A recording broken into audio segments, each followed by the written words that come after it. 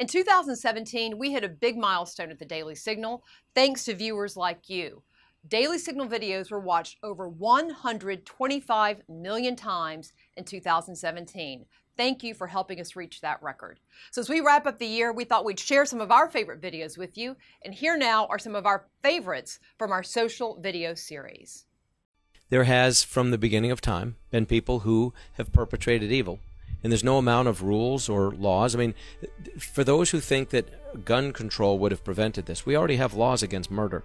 This is a person who murdered 58 people, last I knew, hundreds wounded. There are laws against all those things. So the idea that one more law would have precluded this person from doing this is an asinine comment. It really is. And I've heard it from so many people. And for those who are trying to politicize this, I think it's a shame. Thank you. It's an honor to be asked to speak in front of you all. First, just a quick piece of business. Do we get to keep these pads? This is going to be huge. And not that I'm going to, but what do you reckon they'll get on eBay? I'm not saying I'm going to. It's pure curiosity. I'm not as eloquent as Mr. Shapiro. I sort of speak in beats and off the top of my head, and I've written a few down for you all today. First off, I come from a very blue-collar background. I grew up in North Hollywood, California. My dad was a school teacher, and my mom received welfare and food stamps, and told me very importantly when I was young, when I asked her if she would get a job, she said, "And lose my welfare benefits? No, thank you," which taught me a very valuable lesson, which was never to listen to my mom. All right.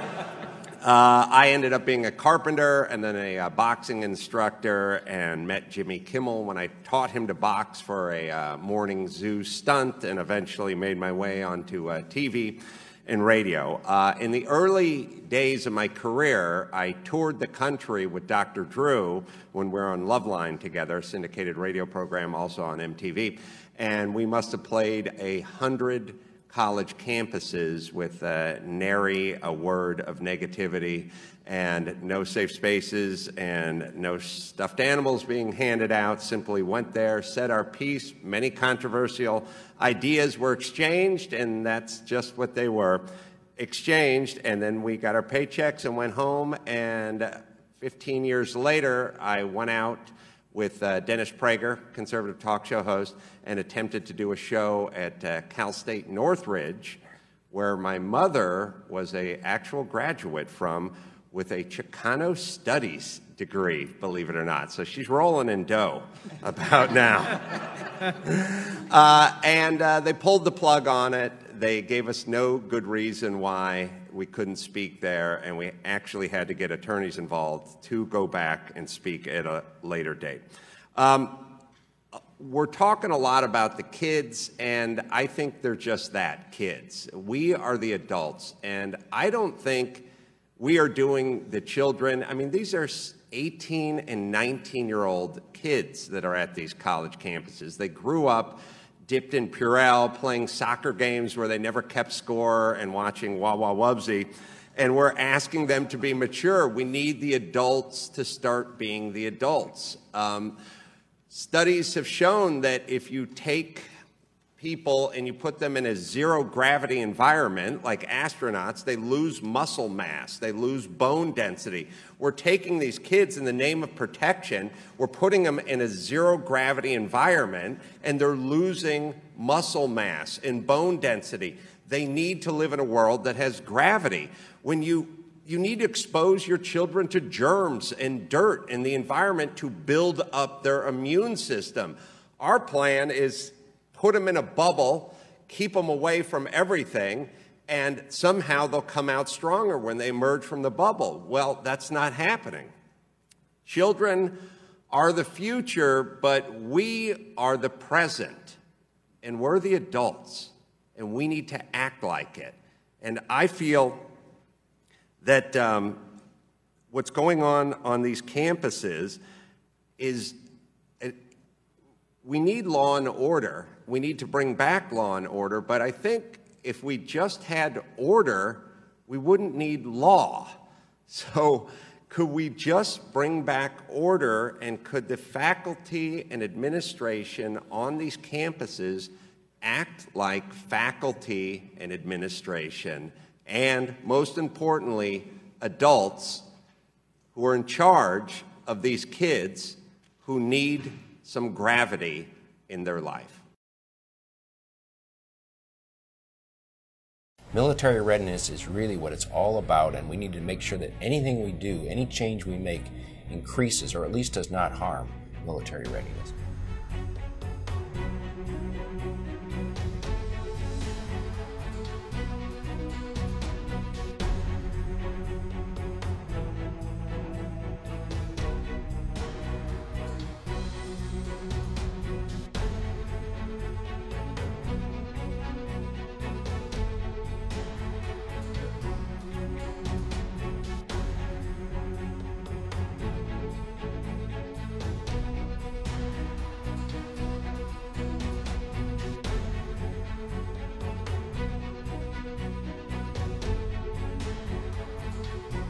Secretary of Defense Mattis, the Joint Chiefs of Staff, had already expressed some concerns about where this policy was going.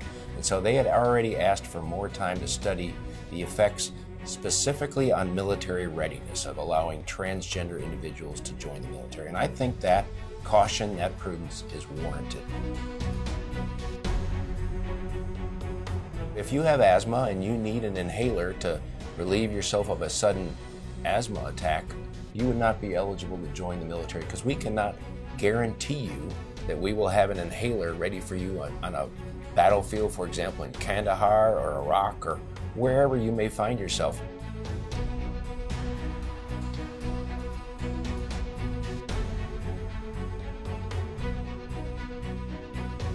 If you have a torn tendon in your shoulder that you got playing football or field hockey, until that's been repaired satisfactorily, you're not eligible to be in the military. And that may be hard and that may not seem fair, but that's what we really want in our military, is that one that's ready to go and deployable at any time.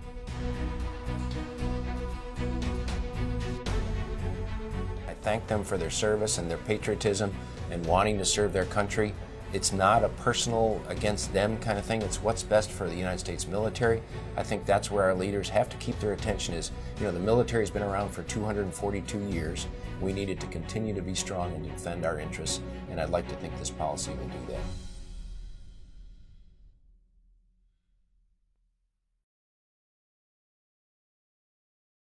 Two men came into my shop one day, and they sat down at our wedding desk. We have introductions, and they say, we're here to look at for a wedding cake, and it's for our wedding.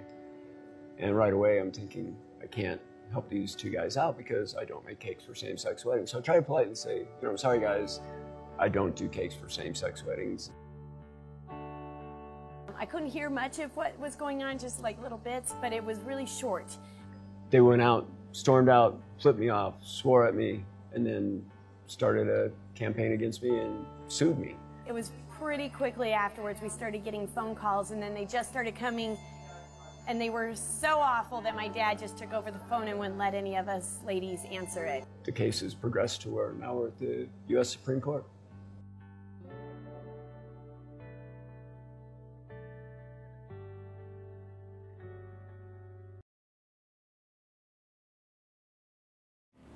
Communism, in terms of crude numbers, must be reckoned the most lethal ideology ever devised by human intelligence. The Atlantic slave trade killed maybe 10 million people. The Nazis killed maybe 17 million. Communists killed 100 million people. Some of them were shot into pits, some of them were arrested at night and worked to death in gulags, some of them were starved. It's deliberate policy to enforce collectivization. You don't get more murderous than that. So why is it acceptable to wear a Che Guevara t-shirt now? Why isn't that in the same moral category as wearing an Adolf Hitler t-shirt or an Osama bin Laden t-shirt?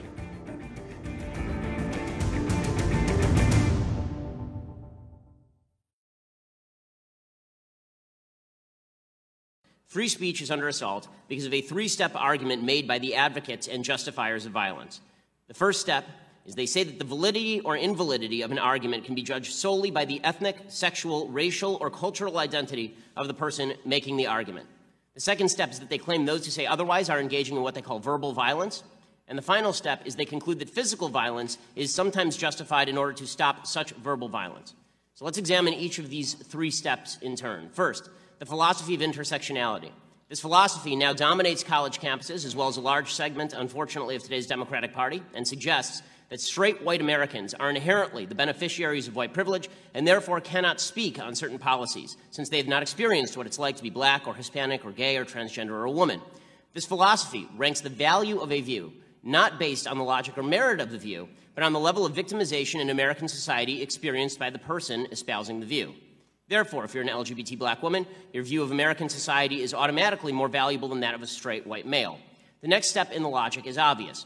If a straight white male, or anybody else who ranks lower on the victimhood scale, says something contrary to the viewpoint of the higher-ranking intersectionality identity, that person has engaged in a microaggression.